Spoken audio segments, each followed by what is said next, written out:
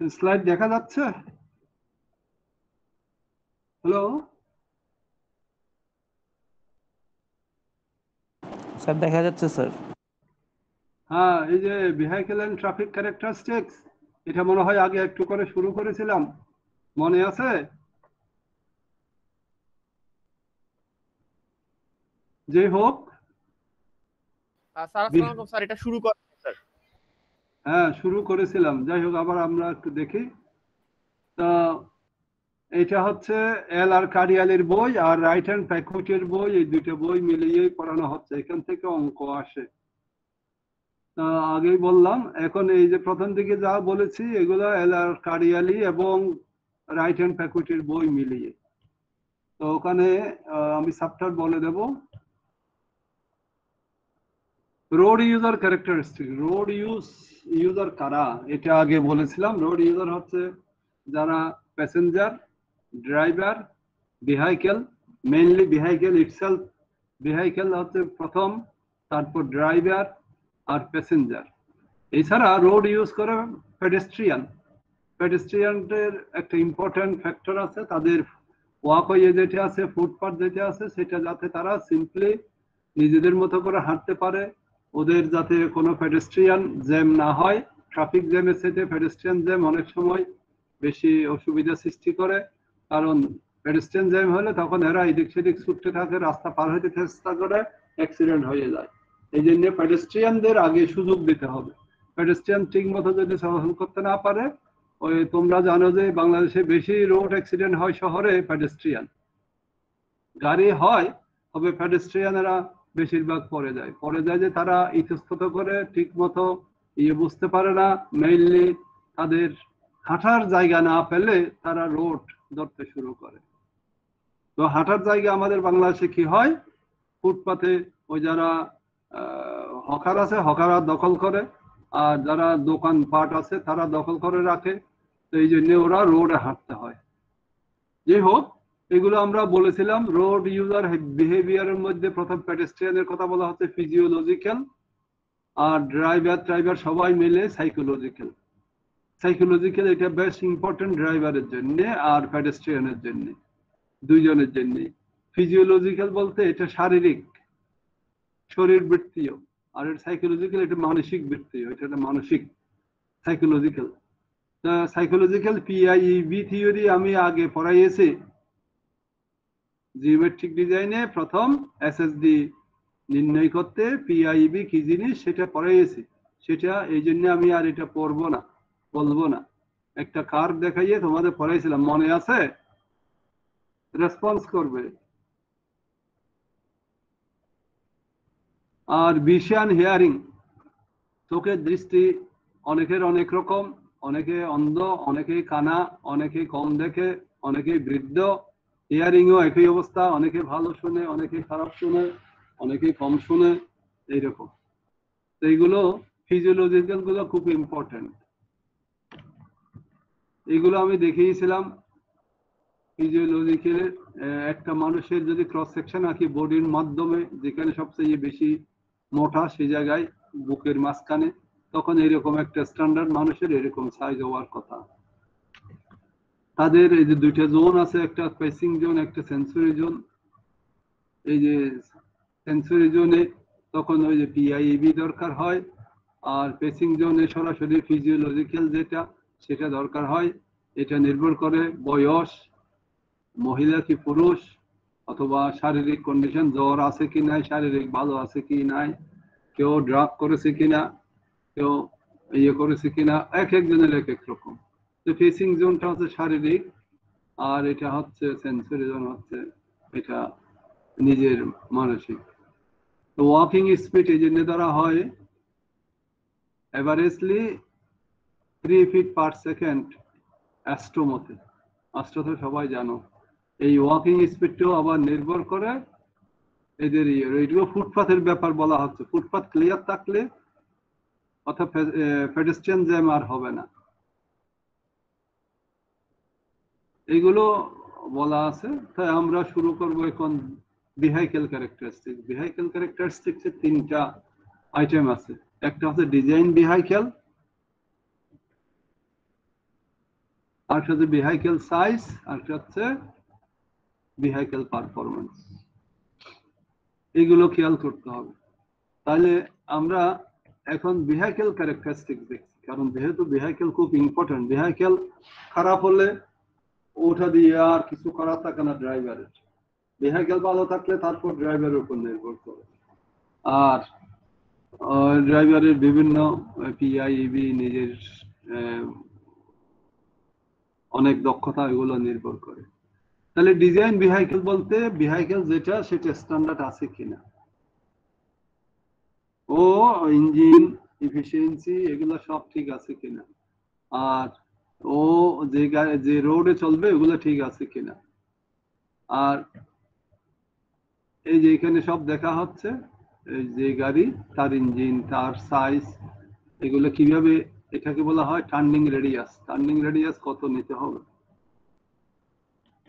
আর vehicle size, ভেহিকেলের standard size বিভিন্ন বইতে সুন্দর করে দেওয়া আছে। আমরা এখানে একটা ট্রাকের সাইজ, স্ট্যান্ডার্ড ট্রাকের সাইজ দেওয়া হলো, মিনিমাম ম্যাক্সিমাম দিয়ে দেওয়া হলো।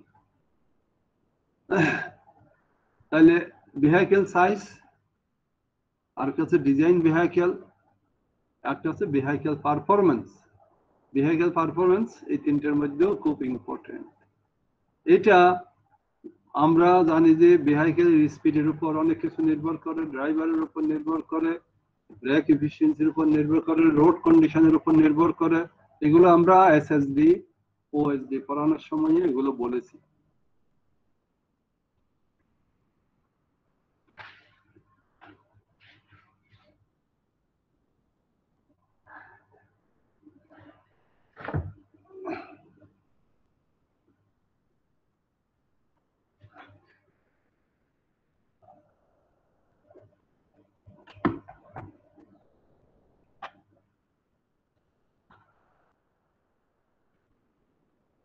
তাহলে ভেহিকেল পারফরমেন্স কেন জানতে হবে একটা ইঞ্জিনিয়ারের, এইখানে লিখেছি সেটা।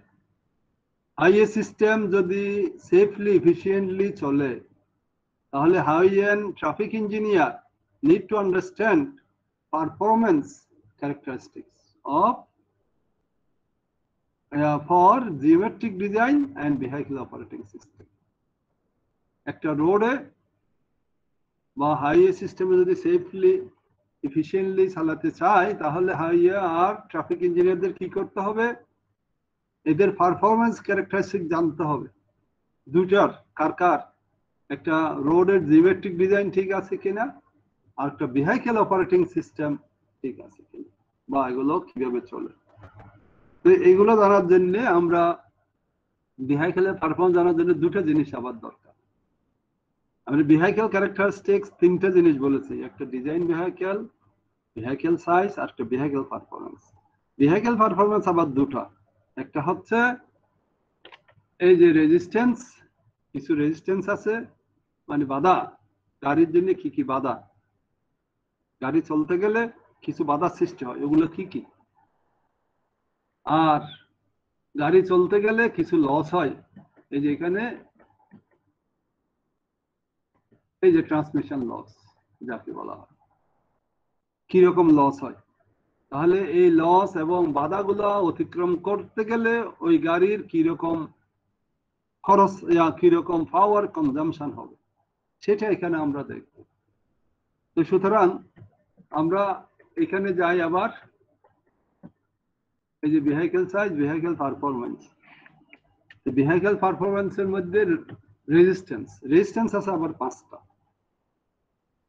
A vehicle motion tends to be retarded by at least 5 types of resistances. 5 ধরনের রেজিস্ট্যান্স হয়। তবে কোনো কোনো ক্ষেত্রে রিটার্ড না করে অ্যাক্সিলারেট করে, যদি ডাউনগ্রেড হয় তাহলে অ্যাক্সিলারেট করবে, আর আপগ্রেড হলে রিটার্ড করবে। এই জন্যেই কিছু আছে প্লাস, কিছু মাইনাস, কিছু আছে জিরো। 5টা রেজিস্ট্যান্স আছে। এই রেজিস্ট্যান্স গুলোর নাম কি, ইনার্শিয়া রেজিস্ট্যান্স, আর একটা গ্রেট রেজিস্ট্যান্স। এগুলো তোমরা জানো, ইনার্শিয়া মানে ইনার্শিয়া ফোর্স থেকে ইনার্শিয়া রেজিস্ট্যান্স, গ্রেট রেজিস্ট্যান্স মানে আপগ্রেড ডাউনগ্রেড থেকে, আর curve resistance. Rolling resistance, rolling মানে ওই যে ফ্রিকশন যেটা বললাম, রাস্তার সাথে চাকার ঘর্ষণে যে বাধা হয় সেটা হচ্ছে rolling resistance.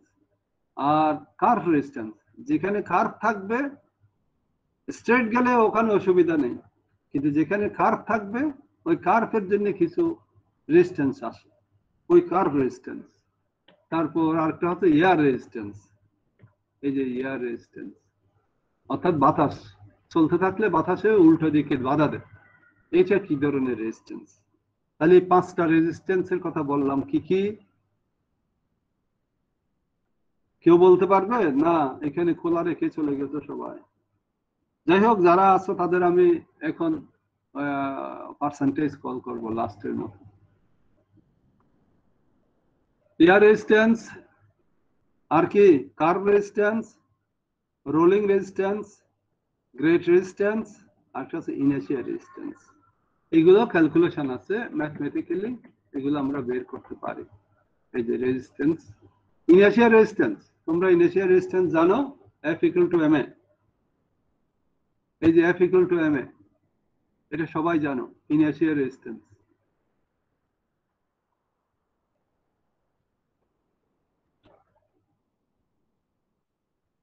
M = W/g into a, মানে এই যে এমটা কি ভর, ভরটা W/g দ্বারা লেখা হয়, আর এ হচ্ছে অ্যাক্সেলারেশন, এটা পাউন্ডে হলে এরকম হবে, এটা কেজিতেও বের করা যায় একইভাবে।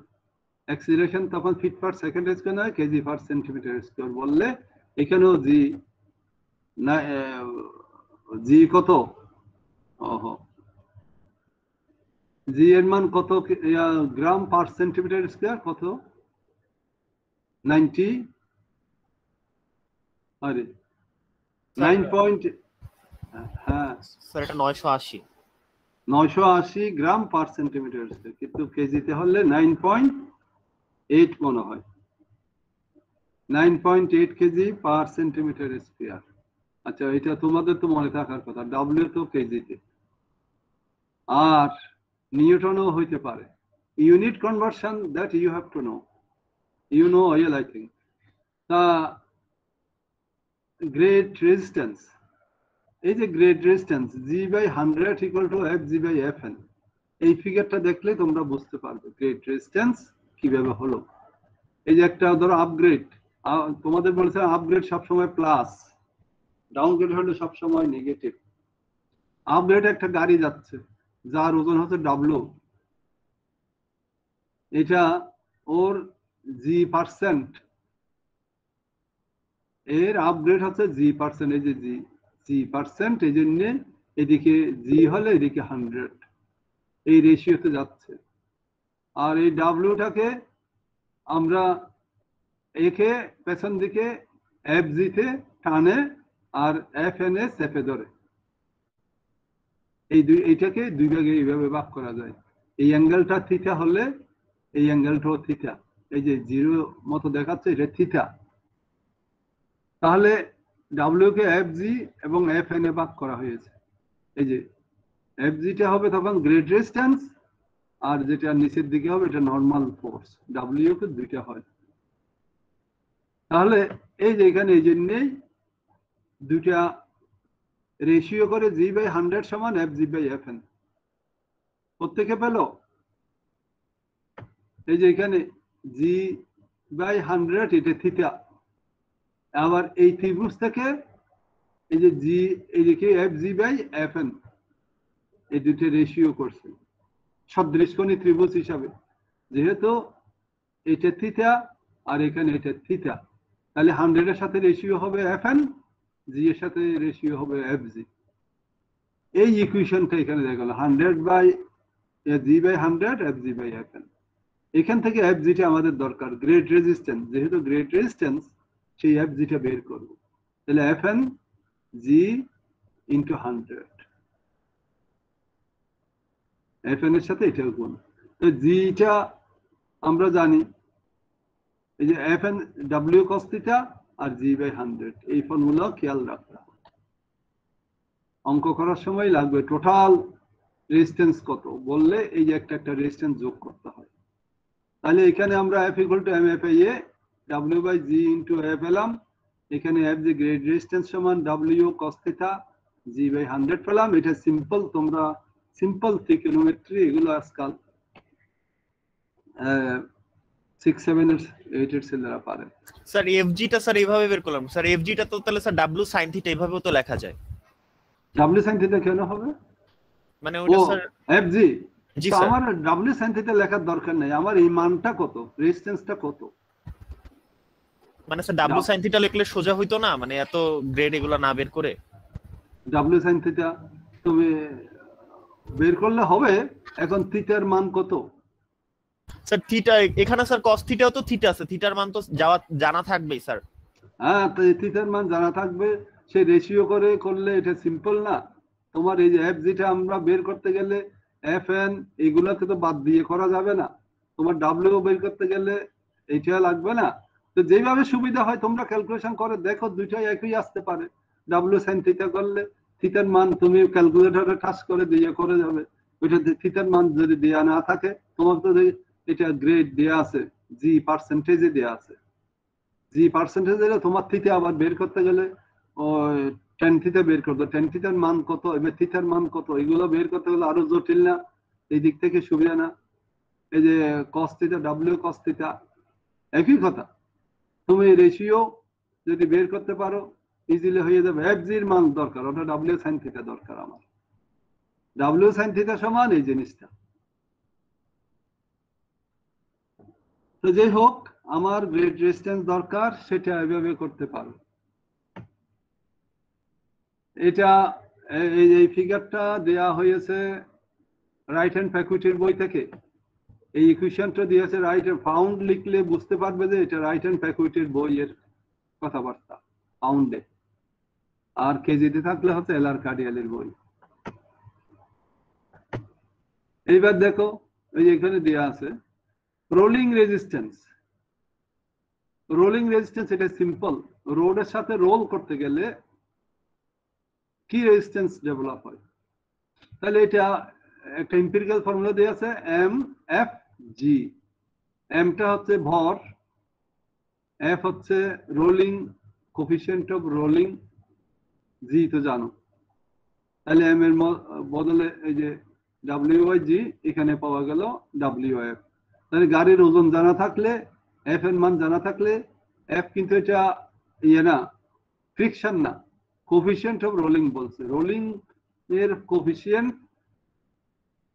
রোলিং এর কোফিশিয়েন্ট আলাদা, কোফিশিয়েন্ট অফ রোলিং রেজিস্ট্যান্স এটা টেবল 5.2 তে দেয়া আছে। এটা কোন টেবল? এটা হচ্ছে রাইট হ্যান্ড ফ্যাকুইটির বই। এই যে এখানে আমি এই টেবলটা দিয়েছি, দেখো এই যে না, টেবল 5.2 তে দেয়া আছে, এটা এলআর কার্ডিয়ালের বইয়ের। কোন সারফেসের জন্য কত রোলিং হবে, কোফিশিয়েন্টটা কত হবে, এটা যদি সিমেন্ট কনক্রিট হয় আর এসফাল্ট সারফেসিং হয় এরকম, স্মুথ শিপিং আর গ্রেভেল সারফেসিং, তখন এটা বেড়ে যাবে। আর শিপিং আর gravel surfacing not treated with binder, এটা ট্রিটেড উইথ বাইন্ডার না হলে আরো বাড়বে। এইভাবে করে একটা মান দেয়া আছে, এই মান থেকে সরাসরি এটা পাবে, rolling coefficient of rolling resistance পাওয়া যাবে। এইটা একটু মনে রাখতে হয় অঙ্ক করতে গেলে। এবার হচ্ছে কার্ভ রেজিস্ট্যান্স। কার্ভ রেজিস্ট্যান্সের ফর্মুলা নাই, ডাইরেক্টলি পাউন্ড বা কেজিতে দেয়া আছে। কার্ভে যদি চলে গাড়িটা, যে সময়ে একটা রোডের কার্ভ, গাড়ি কার্ভ ধরে যাবে, তখন এই রেজিস্ট্যান্স ডেভেলপ হবে। কার্ভে না গেলে এটা দরকার নেই, স্ট্রেট রোড হলে এই কার্ভ রেজিস্ট্যান্স দরকার পড়বে না। এটা টেবল 3.7 এ দেয়া আছে। টেবল 3.7 মানে রাইট হ্যান্ড ফ্যাকুইটির বইয়ের 3.7, রাইট হ্যান্ড ফ্যাকুইটির বইয়ের 3.7, এটা 3 নম্বর চ্যাপ্টার, আর এটা 5 নম্বর চ্যাপ্টার এলআর কার্ডিয়ালের বই। এই যে এখানে এই যে 3.7 এ দেয়া আছে, typical curve resistance of passenger car on high type road surface, high type বলতে সিমেন্ট কনক্রিট বা বিটুমিনাস কনক্রিট।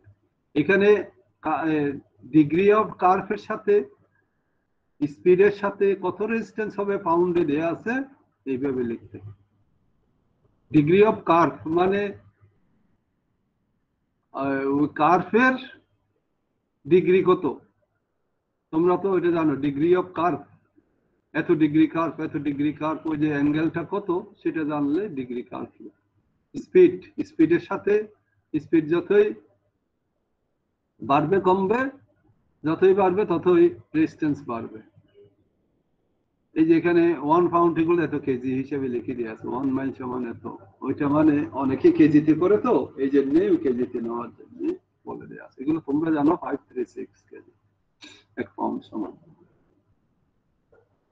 তাহলে আমরা এটা পেলাম। এবার air resistance 5 number. Air resistance দুটোর ক্ষেত্রে same, FA = CAV square. C এর মান 0.006, কিন্তু এই মানটা এক এক সময় এক এক হইতে পারে। 0.006 এটা ফিট স্কোয়ারে, এই যে frontal cross section area, frontal অর্থাৎ গাড়ির ফ্রন্টের দিকে যদি ক্রস করো তখন এরিয়াটা কত, এটা ফ্রন্টাল, হরিজন্টাল না, ভার্টিক্যালি সেকশন যেটা করবে একটা গাড়ির সেটাই। আর ভেহিক্যাল স্পিড mph, তখন এই ফর্মুলা, অর্থাৎ fps পদ্ধতিতে হলে এই ফর্মুলা। আর এটা যখন তুমি কেজি সিস্টেমে সিজিএস পদ্ধতিতে করো তখন সিএ হিসেবে লেখা হচ্ছে। আর এটাকে FA বলেছে এর বইতে, এফ দ্বারা প্রকাশ করছে, আর এলআর কার্ডিয়ালি বইতে ফোর্সটাকে পি দ্বারা প্রকাশ করছে, রেজিস্ট্যান্সটাকে। এয়ার রেজিস্ট্যান্স নিউটনে, এখানে নিউটনে বের হবে। আর projected front area of the vehicle, V হচ্ছে speed of vehicle metre per সেকেন্ডে, আর সি হচ্ছে কোফিশিয়েন্ট অফ এয়ার রেজিস্ট্যান্স। এটা 5.5 এ দিয়েছে এলআর কার্ডিয়ালির বইতে, 5.5 নম্বর চ্যাপ্টার, এই জন্য 5.5। এখানে এক এক গাড়িতে এক এক রকম রেজিস্ট্যান্স, আর এখানে একই বলে দিয়েছে। রাইট হ্যান্ড ফ্যাকুইটির বইতে 0.006 ধরতে হবে সি ভ্যালু সমান, আর এখানে এক এক গাড়ির জন্য এক এক রকম। তাহলে কি রকম আছে দেখি, এই যে কোফিশিয়েন্ট অফ এয়ার রেজিস্ট্যান্সটা সি এ ভ্যালু এক এক গাড়ির জন্য এক এক রকম। মারুতি কারে 0.4, প্রিমিয়ার মিনি কারে 0.42, অ্যাম্বাসেডর কারে 0.39, এইভাবে করে দেওয়া আছে।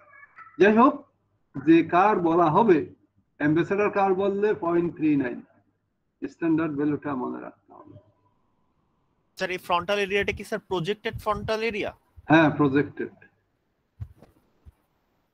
প্রজেক্টেড বলতে ওই যে ক্রস সেকশন করলে ম্যাক্সিমাম যে এরিয়াটা পাওয়া যায় আর কি। তো ফ্রন্টাল, পেছনেরটা না, ফ্রন্টাল, কারণ এয়ার রেজিস্ট্যান্স তো ফ্রন্টে পড়ে, গাড়ি চলতে থাকলে এয়ার রেজিস্ট্যান্স করবে গাড়ির উপর, এটা স্বাভাবিক। তো ফ্রন্টাল ক্রস সেকশন এরিয়া। অন্যান্য আরো কিছু ক্যারেক্টার আছে, ওইগুলো থেকেও ওই যে braking distance, turning capability, acceleration, deceleration, vehicle lighting system, features of the vehicle, বলি টায়ার কি অবস্থায় আছে, এগুলো ছোটখাটো বলে এগুলো নিয়ে আর তেমন বলা হয় নাই। তোমরা এলআর কার্ডিয়ালির বই আর দুইটা মিলিয়েই পড়তে হবে। আর সাথে রাইট হ্যান্ড ফ্যাকুইটি, রাইট হ্যান্ড ফ্যাকুইটি অঙ্ক আছে ছোট করে, এলআর কার্ডিয়ালির বইতে 2-3টা অঙ্ক আছে, এগুলো প্র্যাকটিস করতে হবে।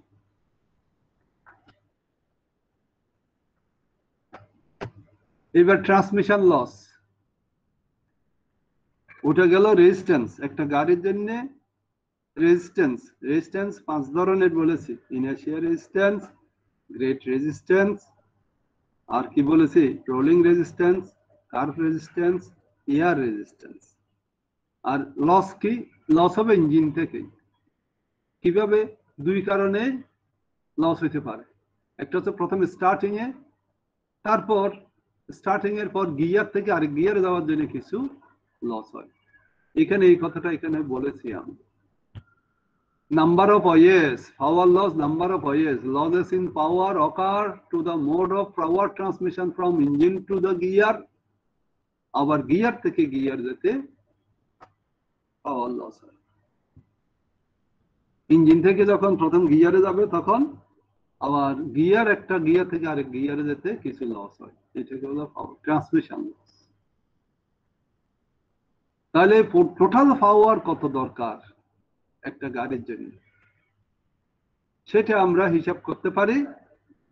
এটা হচ্ছে ইয়ে সিস্টেমে, এফপিএস সিস্টেমে RV divided by 550 power loss হবে আরভি, আর হচ্ছে রেজিস্ট্যান্স, টোটাল রেজিস্ট্যান্স, বি হচ্ছে ভেলোসিটি গাড়ির স্পিড, আর আরটা প্লাস মাইনাস করে দেওয়া আছে। কখন প্লাস হবে কখন মাইনাস হবে তোমাকে বুঝতে হবে। গাড়ি যখন উপরের দিকে যাবে রেজিস্ট্যান্স তখন বাড়বে না কমবে? স্যার বাড়বে। বাড়বে, এই জন্য প্লাস হবে। আর ডাউনওয়ার্ড গেলে তখন মাইনাস। এইভাবে করে প্রতিটা চিন্তা, যেমন কার্ভ, এটা কার্ভে না থাকলে এটা টোটালি জিরো হবে এফ এ। এখন বাতাস যদি পেছন থেকে ঠেলে, অনেক সময় সাইক্লোনের সময় অথবা ঝড়ের সময় গাড়িকে পেছন থেকে ফেলতে পারে, তখন এটা মাইনাস হয়ে যাবে এফ আর রোলিং। আর গ্রেড তো বললাম এফ আই ইনার্শিয়াল রেজিস্ট্যান্স। আচ্ছা যাই হোক, এবার এই ফর্মুলা দিয়ে তোমরা ভেলোসিটি ফিট পার সেকেন্ড আর এগুলো পাউন্ডে নিলে তোমরা জানো যে পাউন্ড ফিট পার সেকেন্ড মানে কি work done, pound feet per second নাকি? এটা যখন হয় এটাকে হর্স পাওয়ার নিতে গেলে 550 দিয়া 1 হর্স পাওয়ার মানে ফিট পাউন্ড পার সেকেন্ড যদি থাকে তখন 550 দিয়ে ভাগ করলে হর্স পাওয়ারে যাওয়া যায়, এইচপি। এইচপি এটা হচ্ছে অরিজিনাল এইচপি, আর একটা আছে মেট্রিক এইচপি, সেটা আমরা পরে যাচ্ছি। এটা আগে এফপিএস সিস্টেমে। এবার ট্রান্সমিশন এফিসিয়েন্সি যদি কে হয়, ওই যে আমরা ট্রান্সমিশন লসের জন্য কি ধরবো, এটার জন্য কোনো ফর্মুলা নাই। এটার জন্য এফিসিয়েন্সি ধরতে হয় কোনো কোনো গাড়িতে 0.85, কোনো গাড়িতে 0.9। যেমন ট্রাক, বাস, হেভি ট্রাক, হেভি বাস, ওদের জন্য 0.9 ধরতে হয়।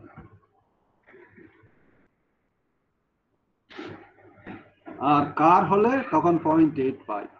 এদের জন্য ট্রান্সমিশন এফিসিয়েন্সি একটু কম হয়।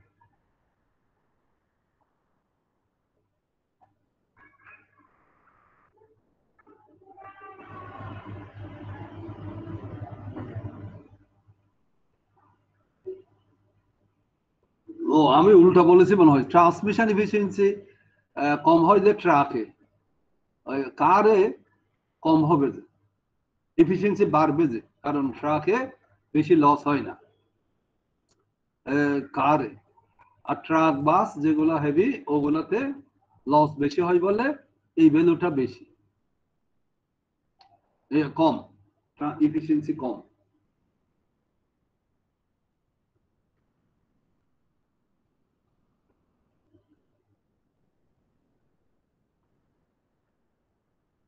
ট্রান্সমিশন এফিসিয়েন্সি অর্থাৎ এই ফর্মুলাটা ফাইনালি দাঁড়ালো কি, ওই যে এখানে যে 550 পেলাম এর সাথে কে-টাও ভাগ করতে হবে, তখন কে দিয়ে ভাগ করলে তাহলে পাওয়ার লস কত হচ্ছে এখানে ভাগ করলে বোঝা যাবে। এই যে 0.85 দিয়ে ভাগ করলে কি হবে, পাওয়ার লস বেশি হবে, আর 0.9 দিয়ে ভাগ করলে পাওয়ার লস কম হবে। কারে এই জন্য 0.9 ধরা হয়, ট্রাকের জন্য 0.85 ধরা হয়। আর যদি এগুলো দেয়া না থাকে, দেয়া থাকে অনেক সময় প্রশ্নে অঙ্কে দেয়া থাকলে যেটা দেয়া থাকবে সেটা দিয়ে করতে হবে। এখন হচ্ছে আমরা ওই যে সিজিএস সিস্টেমে অর্থাৎ এলআর কারিয়ালের বইতে এটা আছে, আর এটা এই জিনিসগুলো হচ্ছে রাইট হ্যান্ড ফ্যাকাল্টির বইতে, আর এটা হচ্ছে এলআর কারিয়ালের বইতে। এলআর কারিয়ালের বইতে একটু ডিটেলস দেয়া আছে, এতে সুবিধা তোমরা এফিসিয়েন্সিটা ভালো করে জানতে পারবে। এখানে 5 নম্বর চ্যাপ্টারের এই আর্টিকেল থেকে আমি স্ক্যানিং করে তুলে দিয়েছি একেবারে বই থেকেই। 5.4.2.8 পাওয়ার রিকোয়ারমেন্ট অফ দ্য ভেহিকল, কত পাওয়ার দরকার, এখানে ফাইনালি এটা পাওয়া গেছে। এখানে অনেক ফ্যাক্টর আছে, এগুলো কি বুঝাবো না নিজেরা বুঝতে পারবে? হ্যাঁ স্যার আপনি বুঝিয়ে দেন স্যার।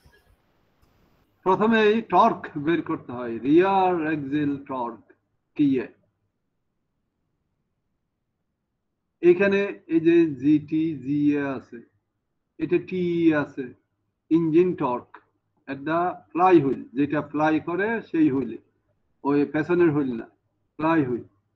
তারপর ট্রান্সমিশন গিয়ার রেশিও, আর হচ্ছে রিয়ার এক্সিল গিয়ার রেশিও, রিয়ার এক্সিল আর ট্রান্সমিশন গিয়ার রেশিও। এগুলো অঙ্ক করতে গেলে তোমরা বুঝতে পারবে। ওখান থেকে আমরা এই টর্ক যদি বের করতে পারি তাহলে এই পাওয়ার রিকোয়ারমেন্টটা পেয়ে যেতে পারি। তো পাওয়ার রিকোয়ারমেন্ট যেতে গেলে কে, এই যে কে ভ্যালুটা টিই, এখানে টিই ছিল, কে টিই, কে হচ্ছে efficiency of the transmission system, আর জিটি জিএ এই রেশিও গুলো দেয়া থাকে। এখানে আবার একটা R0, RW is related to the টায়ারের R0।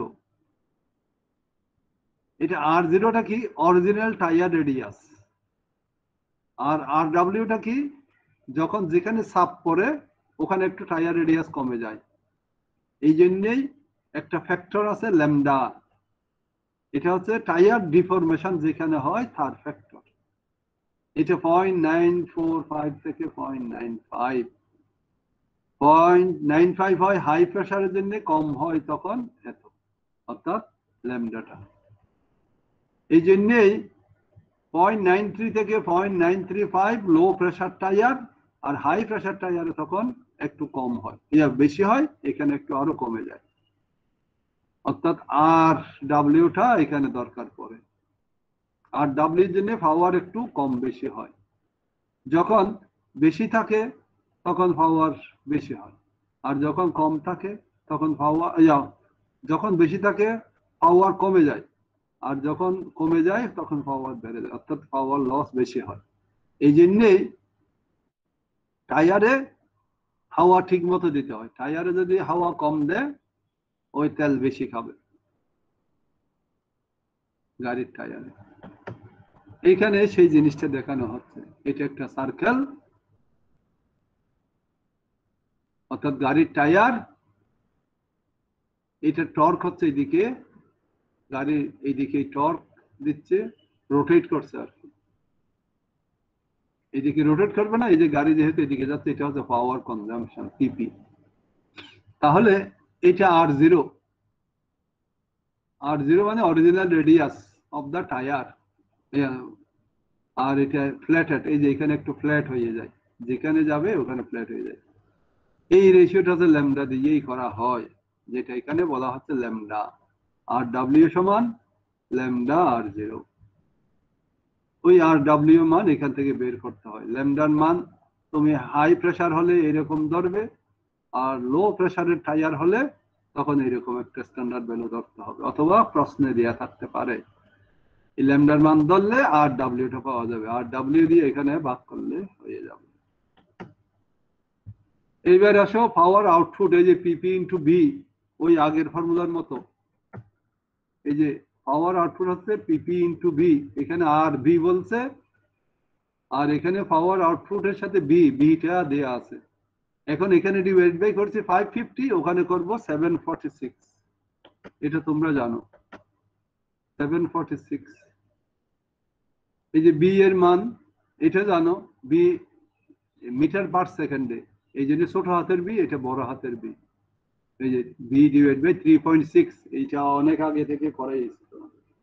3.6 দিয়ে ভাগ করলে, যেটা কেএমপিএস এ থাকে 3.6 দিয়ে ভাগ করলে মিটার পার সেকেন্ডে চলে যাবে। এই যে কেপিএইচ, পাওয়ার আউটপুট সমান, এটা তো বুঝেছ, ওই যে পিপিভি মান বসেছে। এবার বি এর মান, এই বড় হাতের বি এর মান কি হবে? এটা যেহেতু রোটেশনে আছে, রোটেশনে থাকলে টোয়াইস ফাই আর ডাব্লিউ এন, টোয়াইস ফাই আর এন বলে না, টোয়াইস ফাই আর এন, এই টোয়াইস ফাই আর এন। আর হবে এই যে যেটা এখানে প্লেটেড যেটা, আর 60 এটা হচ্ছে মিনিটে নেওয়া, এটা সেকেন্ডে, টোয়াইস বাই আর এন হবে সেকেন্ডে। আর এটা 60 দিয়ে ভাগ করলে মিনিটে গেল। এনটা হচ্ছে number of rotation in RPM. তারপর জিটি জিএ, জিটি হচ্ছে ট্রান্সমিশন গিয়ার রেশিও, আর এটা হচ্ছে রিয়ার এক্সেল গিয়ার রেশিও। এগুলোর মান দেয়া থাকে, তাহলে ফাইনালি ফর্মুলাটা দেয়া হচ্ছে এইরকম, twice by R N 60 GT GA. এই বি সমান কত? তাহলে এখান থেকে বি সমান এই জিনিসটা পাওয়া গেল 0.337 আর ডাব্লিউ এন। এই বি এর মান তুমি যদি এখানে বসাও তাহলে পি পাওয়ার আউটপুট পাওয়া যাবে। এগুলো ক্যালকুলেশন গুলো দেখানো হচ্ছে আর কি, তুমি ফাইনালি নিজে জানলে আর তো এত ক্যালকুলেশন করতে হয় না। এই যে 0.377 যেটা পাওয়া গেল, এটা বসানো হলো ভি এর মান, ছোট হাতের বি।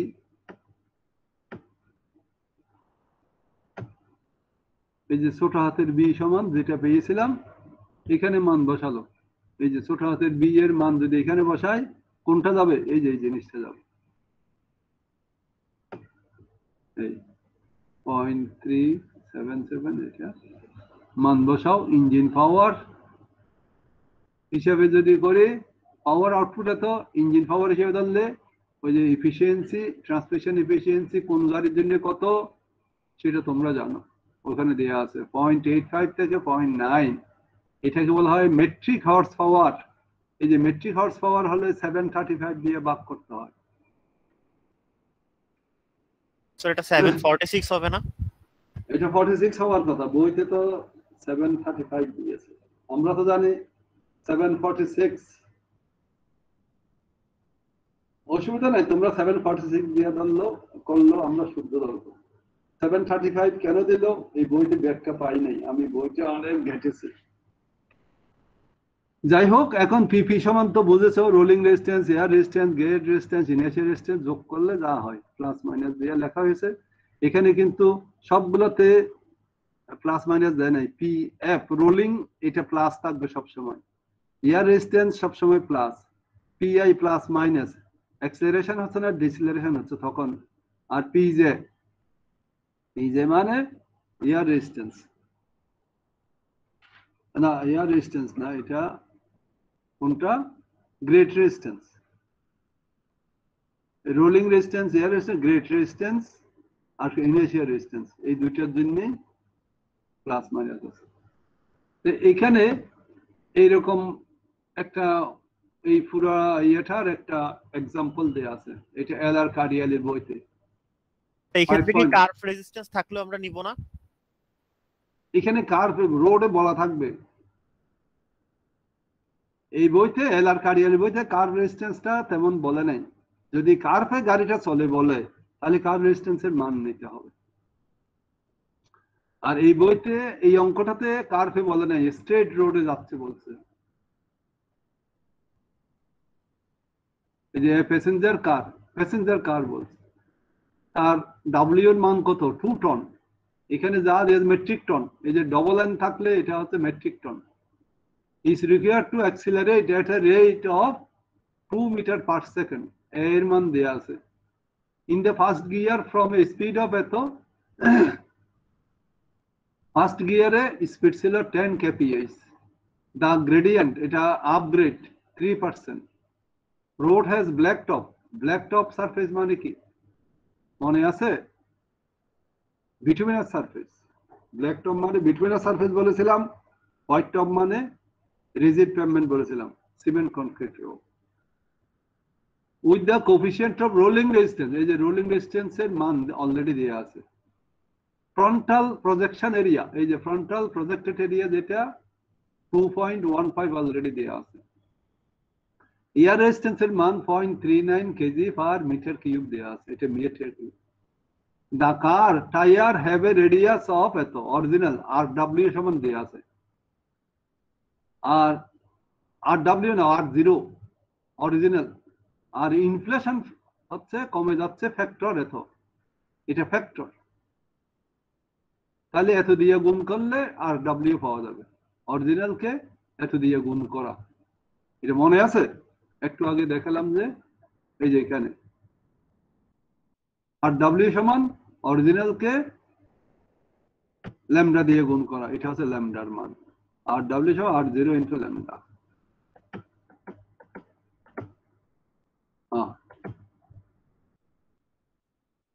এবার রিয়েল এক্সেল গিয়ার রেশিও দিয়ে আছে, এটা 3.82 ধরলেই হবে, ওই যে জিএ। আর ফার্স্ট গিয়ার রেশিও এটা হচ্ছে ট্রান্সমিশন রেশিও যেটা, সেটা 2.78। 1 থাকলে এটা যা আছে এটাকে 1 করে নিতে হবে। রেশিও যদি থাকে একটাকে একদিকেরটাকে 1 করে, বাকিটাই হচ্ছে রেশিও জিটি। ট্রান্সমিশন রেশিও যেটা সেটা জিটি, আর এটা হচ্ছে জিএ। এবার ইঞ্জিন পাওয়ার কত ইন ওয়াটসে বের করো, ওয়াটসে বের করে তারপর 746 বা 735 যা বলছে এটা দিয়ে ভাগ করলে এইচপি পাওয়া যাবে। আর স্পিড এন এর ভ্যালু বের করতে বলছে, speed of the engine in RPM. Transmission efficiency ধরতে বলছে, এটা যেহেতু কারে সবসময় বেশি হবে এফিসিয়েন্সি 0.9। আর এগুলো সব নিউটনে নিয়েছে, নিউটনে। দেখো সব পিএ পিআই পিজে পিপি সব বের করার পর যোগ করে ফেলেছে, সবগুলো প্লাসে আছে। তারপর এই ফর্মুলায় ভি এর মান 10 kph এখানে দিয়ে আছে, স্পিড অফ 10 kph। তারপর পাওয়ার আউটপুট পেল এত ওয়াট, এটা ওয়ার্ডে পাওয়া গেল 13,852 ওয়াট। এখন এইচপি দিয়ে ভাগ করলো 735 দিয়ে, এইচপি তে গেল মেট্রিক এইচপি, এই দুইটাই ইজিলি পাওয়া গেল 18.8। এবার ট্রান্সমিশন এফিসিয়েন্সি যেহেতু আছে এটা দিয়ে ভাগ করে আসলে দরকার হবে এত, কারণ এফিসিয়েন্সির জন্য একটু কম পাওয়ার কনজাম্পশন বেশি হয়ে গেল 20.9। ওই ফর্মুলা যেটা আছে ভি ইকুয়াল টু, যে ফর্মুলা আছে ওখান থেকে এন এর ভ্যালু পাওয়া যায়। এন এর ভ্যালু আর ডাব্লিউ, ওই যে ল্যামডা R0 থেকে তারপর এন এর ভ্যালুটা পাওয়া গেল 915 আরপিএম। সিম্পল অঙ্ক, ফর্মুলাটা জানলে হয়ে যাবে। আর ওইটার মতো করে এই যে 5.2 এটা করতে পারো, এটা সিম্পল অঙ্ক। আর তো বই আছে, বইতে তো দেয়াই আছে। এই হচ্ছে আমাদের মোটামুটি, এখানে আর নাই এই চ্যাপ্টারে।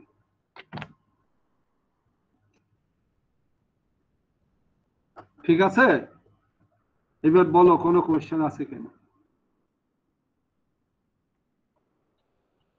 হ্যালো,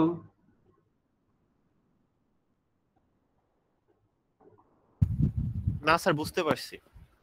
হ্যাঁ অঙ্কটা সিম্পল, শুধু একটু মন দিয়ে একবার দুবার প্র্যাকটিস করতে হবে। পরীক্ষায় অঙ্ক আসে মানে এখান থেকে একটা মোটামুটি প্রশ্ন হয়, একটা পুরো না হলো একটা পুরাই হয় বলা চলে, অথবা এর সাথে একটা ছোট অন্য জায়গায় একটা কোয়েশ্চেন হয়, অঙ্ক থাকে ওই না হয় রেজিস্ট্যান্স নিয়ে ফর্মুলাগুলো লিখতে বলে, মানে ভেহিক্যাল পারফরমেন্স ডিটেইলস লিখো, অথবা ভেহিক্যাল ক্যারেক্টারিস্টিক কি কি ওখান থেকে সবটা বুঝাইয়ে বলো ডিটেইলস। এটা একটা পুরো প্রশ্ন হয়ে যায়। আর অঙ্ক সহকারে থাকতে পারে, what do you mean by transmission loss? Transmission loss কি? ইঞ্জিন থেকে গিয়ারে যাওয়ার জন্য যে লস হয় প্লাস গিয়ার থেকে গিয়ারে যেতে যে লস হয়, এটাকে বলা হয় ট্রান্সমিশন লস। ট্রান্সমিশন লসের জন্য এফিসিয়েন্সি কমে যায়, এই জন্যই গাড়ি 0.85 থেকে 0.9 ট্রান্সমিশন এফিসিয়েন্সি কেবল ওটা ধরতে হয়। এটার ভাগ কাকে ভাগ করে নিতে হয়। ঠিক আছে, তাহলে তোমাদের আমি তো ক্লাস টেস্ট নিতে অসুবিধায় পড়ে যাচ্ছি, নাহলে ক্লাস টেস্ট নিয়ে নিতে পারতাম এর মধ্যে। তোমাদের ওমরিয়াম স্যার ক্লাস টেস্ট নিয়েছে? না স্যার, নেয় নাই। তো ক্লাস টেস্ট নিতে গেলে দুই সেকশনকে তো একসাথে নিতে হবে, নাকি আলাদা আলাদা কোয়েশ্চেনে নেব? আলাদা আলাদা কোয়েশ্চেনে নিলে একটা অসুবিধা কি, দুই গ্রুপকে ইয়ে করা গেল না, মানে একই পাল্লায় ওজন করা গেল না, যাকে বোঝায়। স্যার একসাথেই নিয়ে নিয়ে এটা কিভাবে নেব আমি তাহলে প্রসেস দেখি। একটা স্যার নিতে হবে। ক্লাসরুমে প্রশ্নটা দিয়ে দিয়ে একটা টাইম লিমিট ঠিক করে দিলেই হবে। আরে তখন তো প্রশ্ন দিয়ে এতজনে তো ঢুকতে পারবে না, প্রশ্নটা পাবে না ক্লাসরুমে। সেকশন ওয়াইজ তো নেব না, 100 জনের বেশি ক্লাস রুমে ঢোকা যায় না, বুঝো নাই? স্যার আমাদের টিচাররা তো মানে যারা সিটি নেয় তারা তো স্যার ক্লাসরুমেই প্রশ্নটা দিয়ে দেয়, ওখান থেকে তো স্যার সবাই সবাই তখন ঢুকতে পারবে ক্লাসরুমে? বলো না, 100 জনের বেশি তো পারে না। স্যার গুগল মিটে পারে না স্যার। হ্যাঁ, গুগল মিটে পারে না, আমি তো গুগল মিটের কথাই বলছি। ক্লাসরুম মানে গুগল ক্লাসরুম মানে গুগল মিটের ব্যাপার। ওই জুমে ঢুকতে হবে, জুমে ঢুকতে গেলে সবার অ্যাকাউন্ট আবার জুমে ঢুকাতে হবে। আচ্ছা, আমি জুনিয়র টিচারের সাথে আলাপ করি, করে নেক্সট ওপেনিং ডে আমার সাথে যোগাযোগ রাখবে, আমি কোশ্চেন রেডি রাখবো। কোশ্চেন রেডি বলতে আমি তো একটা ক্লাস টেস্ট নেব, আমি পাবো একটা, ওমরিয়াম স্যার পাবে একটা, আর অ্যাসাইনমেন্টও আমার সিলেবাসের উপর ওনার সাথে আমি আলাপ করে নেব। আমার সিলেবাসের উপর অর্ধেককে দেব, আর অ্যাসাইনমেন্ট ওনার সিলেবাসের উপর আর অর্ধেককে দেবে, এরকমও করতে পারে। নাহলে দুজনেই অ্যাসাইনমেন্ট তো নিয়ে যাবেন, একটা অ্যাসাইনমেন্ট আর দুইটা ক্লাস টেস্ট নিয়ম অনুসারে। এখানে ক্লাস টেস্ট তিনটেও নাই, দুটা। স্যার ক্লাস টেস্ট স্যার তিনটার মধ্যে থেকে দুইটা কাউন্ট হবে এরকমই বলা ছিল। না না না, তিনটা নেবে না, দুইটা। এই যে দুইটা নেবে, এই দুইটাই। স্যার তাহলে দুইটার মধ্যে থেকে দুইটাই কাউন্ট হবে? হ্যাঁ, দুইটাই কাউন্ট হবে।